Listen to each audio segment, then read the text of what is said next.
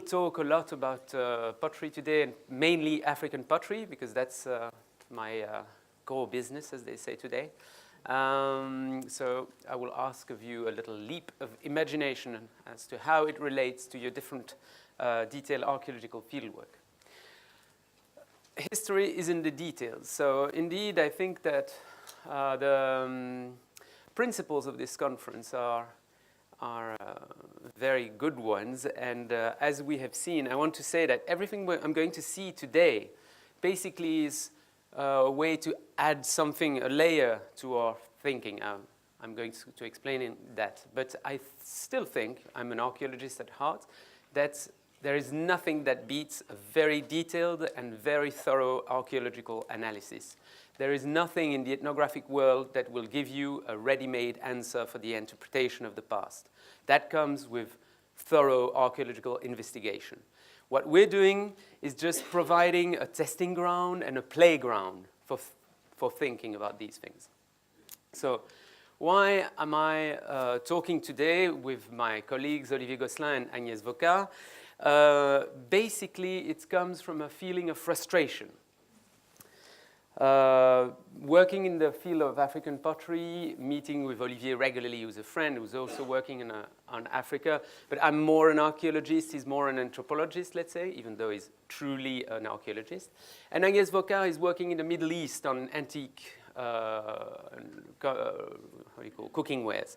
And basically, the common thing was always to say, wow, your stuff is really neat, but it doesn't quite fit with what we have, doesn't quite work in Africa. Oh, but your stuff is really nice, but doesn't work with antiquity. This feeling, it was basically that we lack an overall framework of comparative work. Yes, we have had the chaîne opératoire approach that came in the game of pottery studies a few years back, and that was really helpful because it provided a sort of framework simply of comparing what is comparable. After that, on the whole, unfortunately, once you were finished with all the details analysis of pottery techniques, we were left with something of a lack in terms of interpretative overall framework as well. Yet, we had the feeling, all three together, that everything was there. When you think about it, there is nothing new to invent. There's been a lot of work that has been done, and in details, many problems have been solved. So the gist of that was, and how to relate to the common topic of this conference, is that we were left with something of a problem when it comes to interpret technical variation. We can show it exists, we can analyze it, we can show wonderful things about that, but when it comes to the end of it, it's difficult to say exactly why things are the way they are, and pottery chaîne opératoire doesn't solve that. So, what I'm going to present today is really something of a toolbox approach. We put in the toolbox everything that's been done by other people. There's nothing new, just a few things, but nice details, but mainly everything has been done. And we have this starting from the present approach, which is typical of our work in Africa, because we really these days I try to erase the boundary between the present and the past. And I think that's we do that because we use a common analytical grid for the present and the past. And that analytical grid is interesting for everyone, I think, in this room. So to explain things a little bit, setting the context of this, I think this is a classical view for archaeologists. You have one type of vessel, in this case it's a water vessel, and you can map its distribution area. Now, when you look at neighboring areas, you're going to see appearing other kinds of water jars appearing, and they are different stylistically, obviously, just from the visible style point of view. So how can you explain that? Well, if you follow the chaîne opératoire approach and you split up these maps according to techniques, you end up with a series of maps, which I'm not going to describe in details now, but you can see that the patterns are completely different. And the trouble is, of course, how do we move on from there? Well, there's one good thing in there is that we know that this is the result of history. previous maps, and all these individual maps are the result of history. There is something to be told about them. There's another good point, it's that we know that these maps result from potters' networks. And that's interesting because there is a very good concept that has been appearing in our toolbox, the concept of communities of practice. And although Olivier stresses the fact that it's very often misused, it is a very good, valid analytical unit in archaeology. We will see that in the end, we will not need it, but it's a stepping stone. So what is important when you deal with communities of practice, and why is it useful for us, is that the definition of Wenger says that you need a common enterprise to have a community of practice. And that's easy. In this case, we have pottery. Second, you need mutual engagement, he says. In this case, I will say physical engagement because it's easier to follow that in that way. And then, in that respect, the physical engagement is in the practice settings where the craft is performed. And then the other element of the definition, the shared repertoire, is the last bit of the definition, which is extremely important. So common enterprise, it's done. We know it's pottery, interest in pottery making. The second point is physical engagement in practice settings. That's why I was asking this question of Valentine, because about where do the potters meet. That's a very important thing that we saw in all over Africa. It's that discussions, comparisons, relationships happen in places where potters meet. So clay sources will be a very important place. Workshops, of course, and that's the relation between the master and the apprentice, for instance. Firing structures are also places where people share and exchange information. And of course, markets are very important in that respect.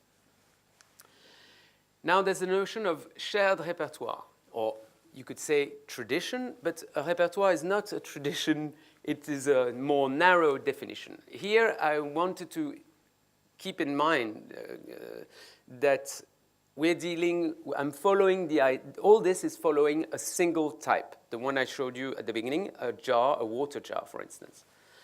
And you can very easily line up all the different ways of making that type of water jar, and that will give you several repertoires. These repertoires are like the method, I would say. Valentine maybe will agree with that, except it includes other elements which are not completely the fashioning process.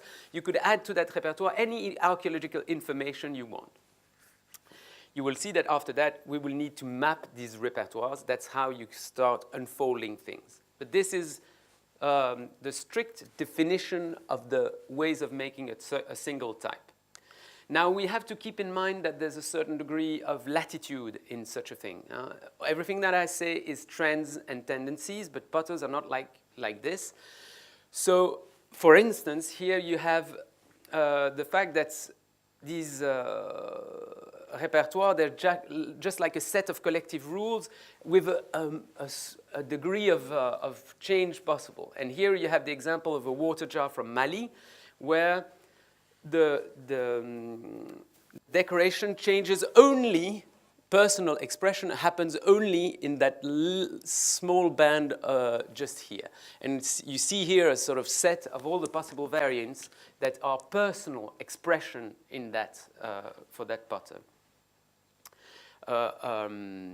A student of us followed a training with a potter from that village, and when all the process was extremely rigorous, she was holding her hand forcibly. She said it was like having a hand in a vise. You know, you were really held tight to do this, the shaping was strict, etc. And when she arrived at decoration like this, she did nothing. And the student at that stage said, I knew my drill. I did nothing until she told me so.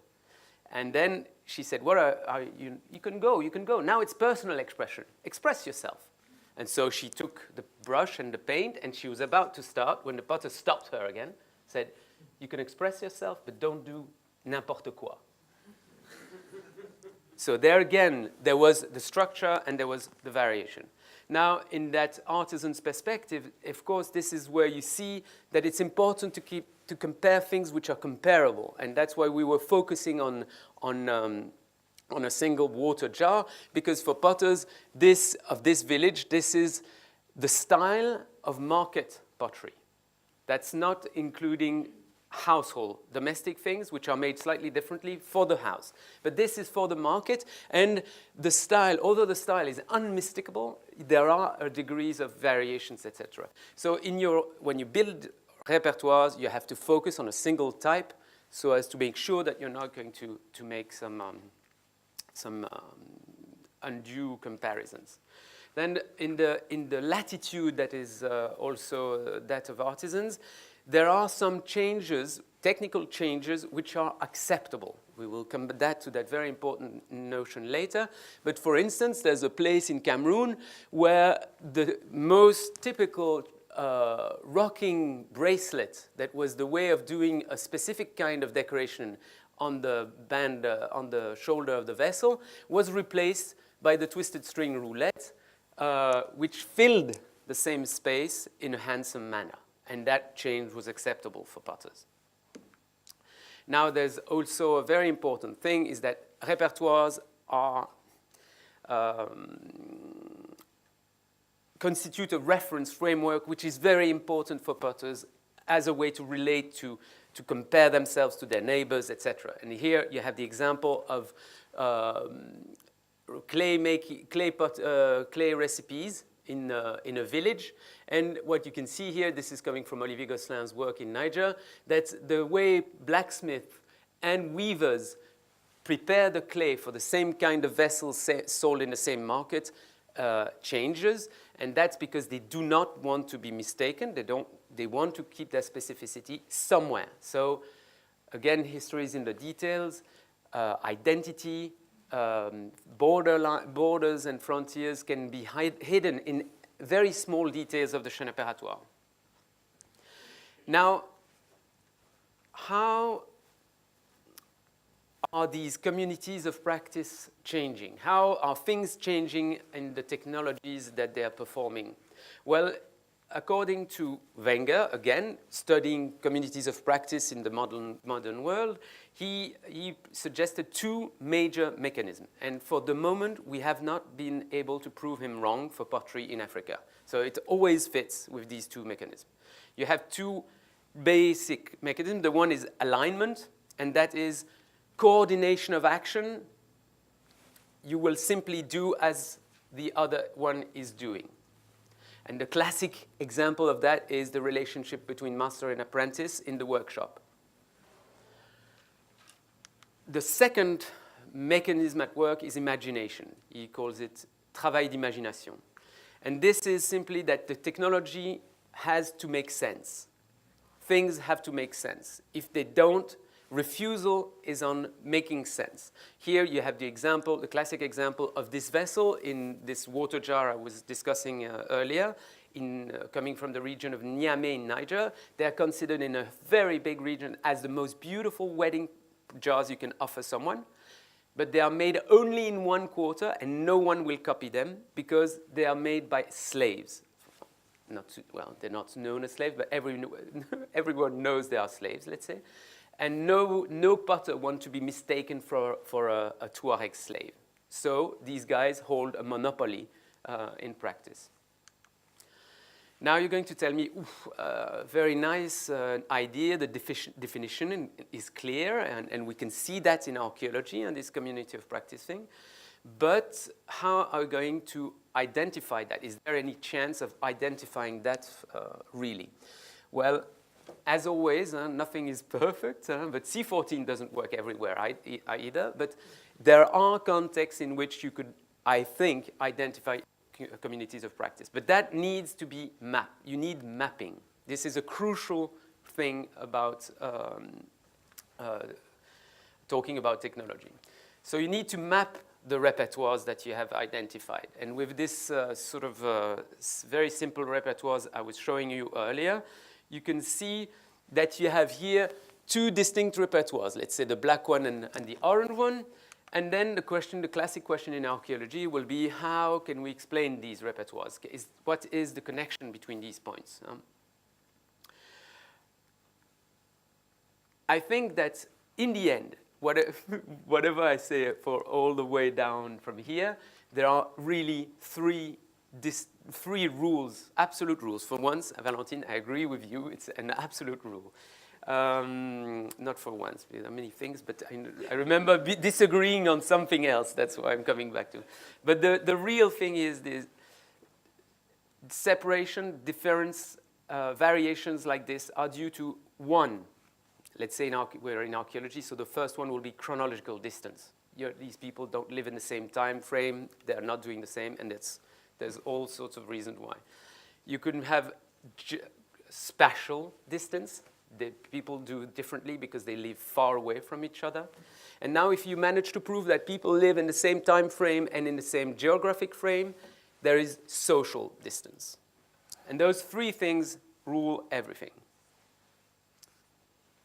Now, this is, of course, very nice, but can we explain that in a practical manner? Well, there's a way of getting to these communities of practice, because you remember that one of the most important elements of the definition of the communities of practice was physical engagement, being together, being places that you can actually discuss together.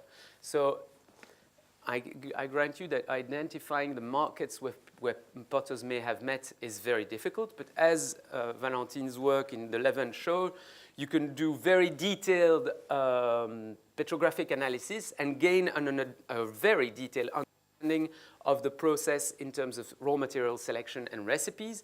And if you can get to sources, clay sources, then you can actually distinguish practice settings, saying, well, in this case, we can split out this map, because here we have all these vessels were made with the same clay.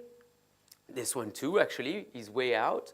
But those ones, even though the repertoire is the same all the way through, the actual clay is slightly different. Here there might be something which is a bit blurry, but clay sources may be selected on purposes which are similar. Let's say we can say that these guys will calculate clays, those ones will use. See the common mind, you can still see that there are different clay sources. Now, this can be reinforced at a lower level if we identify artisans, because you can actually identify artisans in archaeology. If you do detailed work and you're mad like me, you can count comb tooth and see the separation and identify actually hands of potters, particularly in the Neolithic or everywhere where they use visible tools. So you can actually identify the communities of practice and you can identify individuals. But most of you could say right now, okay, that's really neat. Again, we see what you're saying, but it doesn't fit with archaeology. The maps we see in archaeology are much bigger than the practice settings you're talking about. Well, there is a unit of analysis that was suggested by Wenger to go above the community of practice. And that is really what we're talking about in archaeology. So in fact, you can forget about the rest, but this constellation thing is the thing. Basically, he says, when you are seeing convergences which are much beyond the scale of practice settings, then you can, but clearly involving different practice settings, but showing common repertoires, then you are dealing with a constellation. A constellation is basically a constellation of communities of practice. It's not a single community of practice. People engage every day in the work of pottery, but they share something. So these constellations, they can come from sharing practice settings, like occasionally you can meet up at a clay source or at a market, and that will spread ideas to other communities of practice. You can have movement of people. People will marry in another community. Or you can have the movement of objects, typically through middlemen, as Valentine was explaining earlier. And that's very important. That was not in Wenger's definition, but I think this is more classic archaeology or classic human geography. You come back to also the fact that these constellations may be structured geographically by geographic or human landmarks. That's obvious that if you're living if there's a range of mountain, or if you're living next to a river, that'll impact. It's everything that impacts on the circulation of people. Clearly, as regards cultural factors, you could say that trade routes, warfare between nations and things like that will have an impact on the development, the spatial development of these constellations of communities of practice. I'm not going too fast. You're still bearing with me? It's a bit, this is the difficult part of the paper. Now, if you want to analyze that, basically that's what we're doing in archaeology. You either have full concordance, and I will leave that on the side because this is not very funny. It's when you have a perfect match between repertoires. And if we're dealing with situations of crisis, that'll be more like partial concordance. You can see variations at certain stages, etc. Now, there are ways to explain these convergence between the different repertoires. You have three main categories of interaction. What you need to do is to share, you need to organize the repertoires depending on the relationship underlying the reproduction of the practice. And this is where we're at the nut of things. It's in the past with the chaîne opératoire approach, there was this idea that Arnold came up with, saying that all this stuff about pottery and tradition was mechanical reproduction of things through time, etc. Comment est-ce qu'il appelait ça? L'enracinement psychomoteur aussi, etc. But basically what we see when you talk with potters, things change differently because they happen with different people in different places. It's not mechanical. So you have to look at things in this way. And for instance, when you have direct and sustained interaction, we can call it a shared learning history. And that will be for the deep structures of technology, like shaping methods, ornamental grammars, etc. Now, if you go to a more casual interaction, that could be categories and location of material, types of tools, etc. That will be exchanged when that could be a shared practice. That could be when you go to the market and you see that a potter is selling very well this type of vessels. You will see a decoration or something. Sometimes you will invent or will ask her, and then you will adopt it. And then things, and that's more in the last, because I'm sorry, I mismatched two steps. The one I was talking is more about clay recipes and things like this. Now, when you go to the mediated interaction and the consumption interaction, that's something that can move pretty just by eyesight. You see something, you copy it.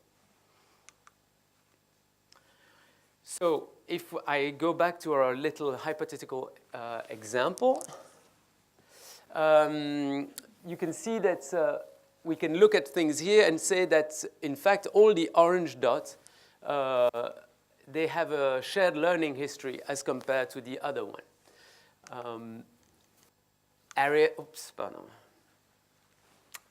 Here, areas will match with shaping techniques, as I mentioned earlier, painting techniques, ornamental grammars, more or less. And that will distinguish, if I come back to my example, that will clearly distinguish the black tradition, the repertoire, which is completely different from the orange one. Now, if you can split up things by considering shared practices and seeing that, in fact, the clay source being different here and here, and here you actually have people who are not interacting on a daily basis. The practice settings are not exactly the same. And then that will happen mostly, that will have an effect on the type of tools that people use. It will have an effect on the categories of material that they use. They may refer to, even though it may be obvious for archaeologists that the clay sources are different, the way artisans look at them will be that, like, we need to use gluey clay or sandy clay. That's the way. So even if you find that it's a altogether different geological material, for the potters, the matching thing will be that it's a sandy thing. And then you can see that people can share the same idea of what needs to be a good clay, even though if they don't share the same clay source. And finally, you can find a relationship of consumption that will also be illustrated in our little example. And typically, you will see that these areas of consumption, they're basically where you use the same. This is the upper layer of archaeological observation. When you see similar types of vessels with similar shapes and decoration, they're fashion, let's say, areas of where people share the same idea of how a water jar should look like. Now, in all these processes, we were looking at processes of alignment in different settings. But the work of imagination is what's going to limit things by saying what is acceptable and what is not. And in this case, from Niger, again, from Olivier's work, I was mentioning earlier that this water jar here was being made by slaves. In fact, in the area of Niamey here, there's a borderline that you can see. And on the other side here, some simple water jars, they are real potters. They could make that, but they don't want to be mistaken for slaves. So here, the boundary will be really clear. On the other side, far away from Niamey, on the eastern zone here, people don't know who makes these pots. They don't know it's made by slaves. And actually, in here, there's an area where people make vessels like this very poorly because they only imitate them. But they don't know that these vessels are made by slaves, so they don't care. But on the other side of the border here, there's a new aesthetic that's coming up. And it's the aesthetic of, let's say, Chinese enamel ware. It's the fact that things which are smooth and polished are more beautiful. And so the rough surface of these painted vessels is not so much to the taste of people. Now you're going to say, okay, this is all very well, this mad rambling, is it true, does it work?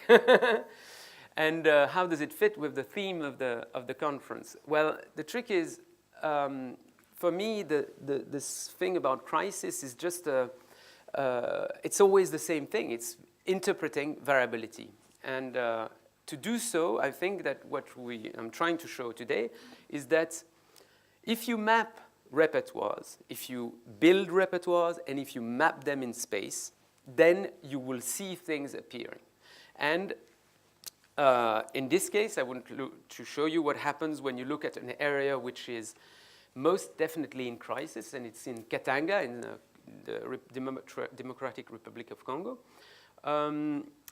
Basically, this is, you don't need to read it. It's there just to know that it exists. This is the repertoire with all the location where potters, there's 2 pages like this, where all the potters were interviewed. And when you map them, you can build repertoires by, basically, this is shaping methods and ornamental methods and tools, basically.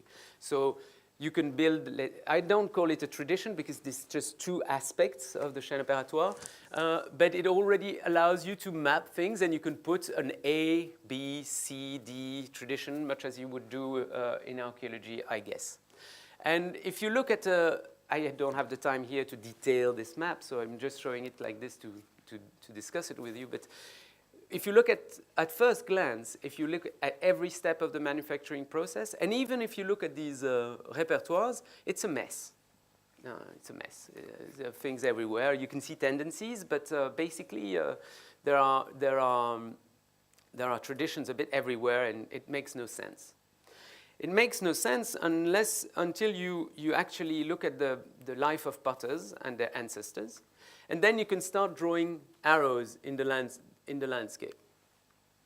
So now if I look at these different, let's say, repertoires and the movement of people, things become much clearer. In the north, you have the domain of tradition A. The only A's that are down there have moved, or their parents have moved, and they are simply reproducing what their parents were doing. In the middle here, you have a sort of buffer zone with B and C traditions. Then you have something here which is white. And this is because it's a crisis area. Now, today, the Mai Mai militia have overrun the area down to Lubumbashi here. But when I was there, they were here, just north of the D. And these guys are really very nasty. They cut you in body parts and they hang you in the villages, so to show you where they're in power. And in fact, these guys also are a parameter of the crisis, because a lot of the arrows going down, mainly those guys here, a whole village has moved down here in this area. The only bee here that you can see is actually coming from there. It's a whole village that moved because of the Mai Mai. They went and settled here. On the other side here, D is a single potter. She moved from this area also because of troubles related to the war. So interesting here is that you can see this part of Katanga as a sort of either permanent crisis or transition brewing with a lot of crisis. But the two parameters which are very clear is that, in fact, if I look at the past, if I look at many things, because in fact it fits you can make a sort of territory in the south, mainly where I put the green, and a territory in the north with a buffer zone in between. I have not completely explained the buffer zone, honestly, but the tradition A is really related to an old kingdom, the Luba kingdom, who ruled this area mainly towards the beginning of the 19th century. They entered internal strife for the succession of a king just before the arrival of the Belgians. In the south here, you had another empire, which was the empire of the Kazembe of the Lualaba. And he was strong there in the 18th century. In the 19th century, some other guys came in and took over this area. But basically, what you see in the distribution of tradition A and D when it is clean, it's areas which we can call social spaces. Okay, we call them social spaces until now, which you could call also constellations. They are constellations of communities of practice.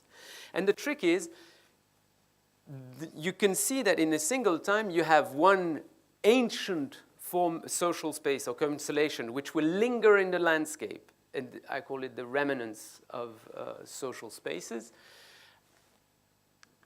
And then you see all sorts of movements that always lead to this area here. Well, this area here, all the anomalies in the map, they're not anomalies, they're not random. They are related to history, recent history of the Congo since the 1960. 1960, with the independence, people were allowed to move in the country. So hence, several of the movements. And then following up on that and on the history of Congo in recent times, wars, strife, etc. have played their part. But two factors lead to the appearance of people here and the appearance of a mess of technology in this area. The border with Zambia. Zambia is cool. Zambia works very well, incredibly well. It's another universe. Then you cross the border and you fall in hell here. And the other thing is here you have copper. That's why I made the thing green. It's the copper arc. It's incredibly rich. Even though Congo is a cesspit of hell, because there you have copper, you have a semblance of order. Potters are coming from everywhere to this zone because this is where they can more or less survive. And the trick is, it's true that today pottery, a bit like you were saying, Valentine, pottery is not really trendy. Congolese people in that area, they think pottery is for peasants. It's not modern. So the potters who are there, they're basically producing things as their mother did and maintaining things, but they're not, the core of the fashion. That's why also people can come in from other parts and bring new technologies, new repertoires in the area. Hence, B and D, and even the 3 E's here are coming from Zambia. All these people are coming here because it's safe.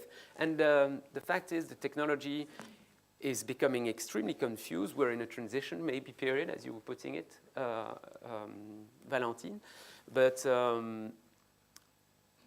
there you are. You can see that finally, what I was seeing at the beginning as a mess with things which are difficult to understand all makes sense if you take into account these repertoires, if you if you map them. And in terms of archaeology, there's something very important to be picked up there. It's that you can imagine that this is a synchronic map. The fieldwork was done in a few years, and now it's impossible to access. So basically, this could be if you imagine the best of sites where you're absolutely sure of all the dates, you can see things like this happening. And that's, I guess, what you were discussing this morning, Valentine. That in a single time period, you can see things brewing up in a transitional period, rhythm by crisis. So by way of conclusions, I hope this, I forgot to say at the beginning, is really work in progress. We're trying to build up something with that, something that would match our different fieldwork and where we could have a common ground of discussion and a common ground of interpretation. Of course, it's not finished, so we welcome any comments. But by way of conclusions, as I told you at the beginning, there's nothing new. Nothing new, I think, with respect to good archaeology.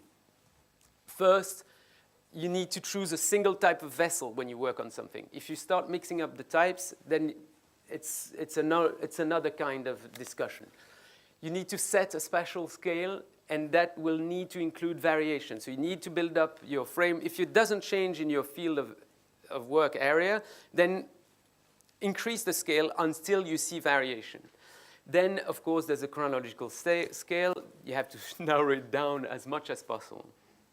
And then we have to consider the structuring factors, but that we can even do that without the archaeology. We can start with that by putting in the frame the geographic landmark and the cultural landmarks. And I think that particularly for antiquity or recent, when you're not working in Africa, you can already put a lot of things on the maps.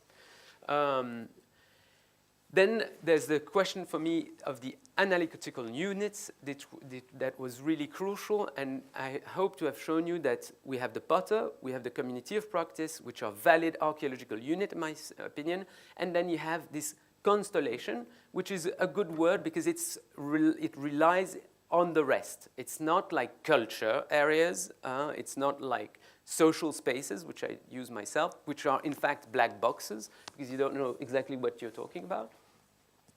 And then there's the question of interpreting variations, and I think that although it's not finished in that respect, I'm sure Valentine will have plenty of things to say. There's something about defining the relationships where things take place and who is involved in the change, and that would, I hope, bring some clarity to the interpretation of pottery and repertoires and technical variations in crisis or not. Thank you for your attention.